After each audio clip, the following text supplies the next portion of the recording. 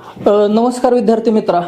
Reasoning मधल्या घड्याळ topic वरती अशा प्रकारचे अनेक प्रश्न परीक्षेला येतात. ते प्रश्न अवघ्या 20 सेकंदाच्या आत कसे सोडवायचे यावरती आपण आज ट्रिक्स बघणार आहेत. बघ, प्रश्न काय, 5 ते 6 या वेळेत तास काटा व मिनिट काटा यांच्यामध्ये 0 डिग्रीचा अँगल कधी तयार होईल. आता 0 डिग्री अँगल म्हणजे काय, तर तास काटा आणि मिनिट काटा दोघं एकमेकांवरती एका सरळ रेषेत दिसणे, त्याला 0 डिग्रीचा अँगल म्हटलं जातं. वेळ किती दिलाय, 5 ते 6. मग या 5 वरती आपण काय करायचं, तास काटाही ठेवायचा आणि मिनिट काटाही ठेवायचा. मग वेळ किती झाली, 5:25. मग या 25 ला पुन्हा एकदा ले भागिले 11 कर. बघ, 11 दोन्ही 22, हे दोन यामध्ये ऍड करायचे म्हणजे वेळ होईल 5:27. इथं बाकी उरेल 3/11.